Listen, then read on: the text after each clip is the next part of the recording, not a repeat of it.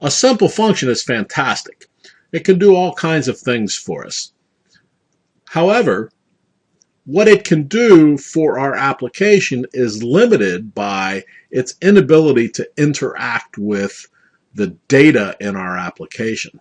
One way that we can allow a function to interact with the data within the application is to pass that data into the function when we call the function. In order to accomplish that, we need to tell the PHP preprocessor that this function is expecting this value.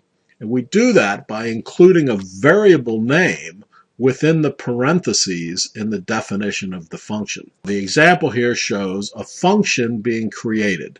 Keyword function, the name of the function is my function, and within the parentheses of that definition, I've declared a variable called myArg.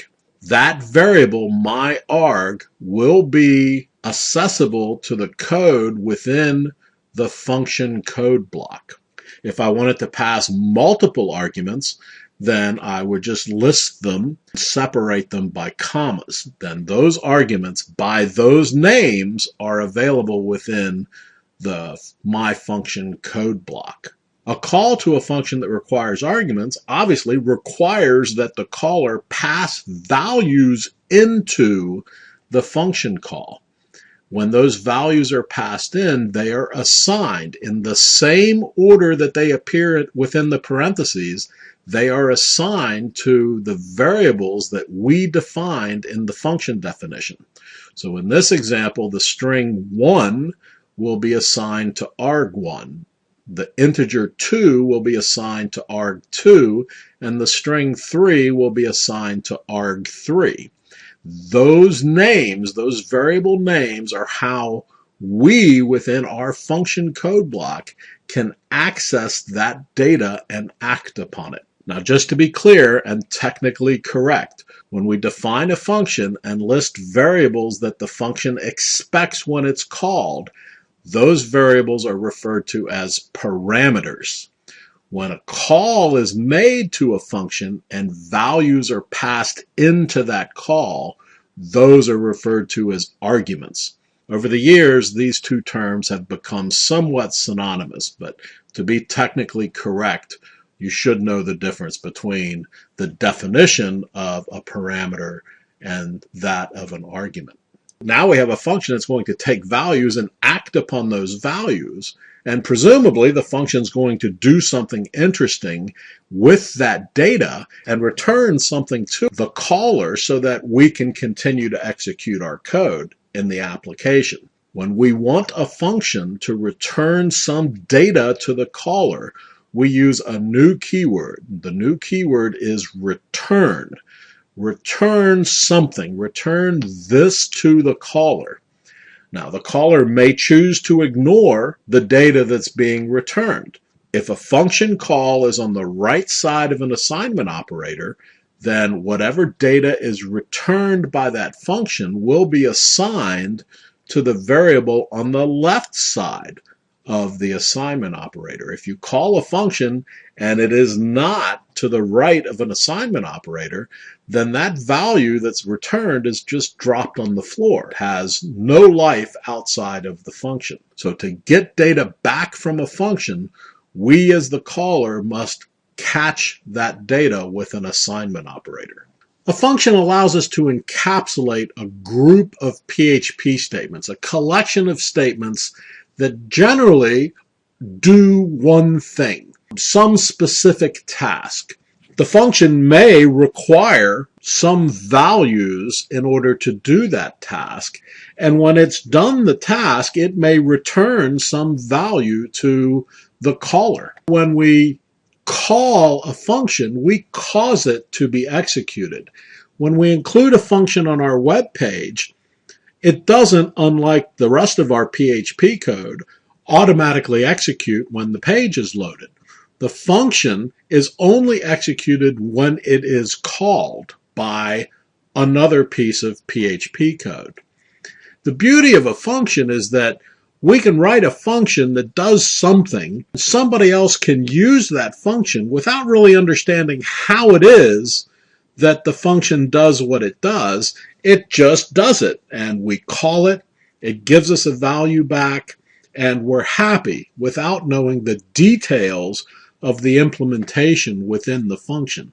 This level of abstraction is very useful for building libraries of functions that provide the ability to do very complex tasks without really understanding how those tasks are being accomplished.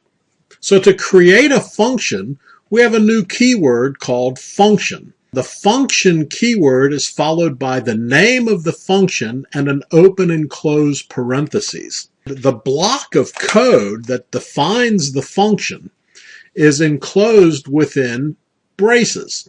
Everything within the braces that follow a function is that code block that belongs to the function that will be executed when the function is called. So someone calls a function, they're the caller. The function may return a value, and when the value is returned, it's returned to the caller. Unlike variables, function names are not case sensitive. So we don't have to worry about case with a function name. But when we do name a function, we should give it a name that reflects what it is that it's doing to make it more intuitive. So let's go look at some code. Here's our first function, a very simple function called hello function world. What this is demonstrating is how to create a function, how to declare it. We'll notice the function keyword. On line 10, the function keyword tells PHP that what we're defining is a function and its name is hello function world. Then notice that on line 10, the function must end in open and close parentheses. This is part of the function syntax, the rules for defining a function. We use the keyword function, we have a name for the function, and then we have the open and close parentheses. Then, to begin the block of code that belongs to the function, we use a brace, an opening brace. Everything inside of the opening brace until the closing brace is the code that will be executed when the function's called. And in this case, it's a very simple function that's just going to print out hello function world and then give us the current value of the internal variable. So we're creating a variable, very simple integer variable, and we're printing its value. The reason for doing this is to show that that value exists within the call to the function, that it has no lasting value outside of the call. As soon as the closing brace is executed by PHP, this internal variable is deleted. It no longer exists. And you'll also notice that I've scaffolded this code. This is a habit that, in my opinion, you should get into. When I execute this, this will tell me that the function's been called. I am inside the function, and it's been called. That's a very useful way to trace the flow of execution of your PHP code. And anytime I want to turn that off, I just set debug to 0, and then this has no effect and will not be printed out. The if statement will fail, and that echo statement will not be printed out. So when I'm debugging, I can trace the flow of execution of the program by setting debug to 1 and then turn it off when I send the code to the testing department or to QA or into production. So then down here, I'm actually calling, on line 21, I'm calling the function hello function world. And again, I'm trying to emphasize here the fact that function names are case insensitive. The upper and lower case characters in a function name do not matter. This is a big difference from variable names where upper and lower case matter and variable names are case sensitive. But notice how we call the function. Within our code, we just give the name of the function and the parentheses, the open close parentheses. And this identifies for the PHP preprocessor, hey, this is a function call. Go execute the code within the function. Then I call it again on line 23, and then I call it again on line 25. I call it 3 times here to demonstrate the case insensitivity of function names. So let's run this. I'll reload the page, and we'll see that our first call, we get the echo from inside of the statement. Then we get our output from the function, which is hello function world, and this is the value of the internal variable. Well, the internal variable's value is 1. Then we call it again, and again we see that the code is flowing into the function with the call due to the scaffolding that's built into the code.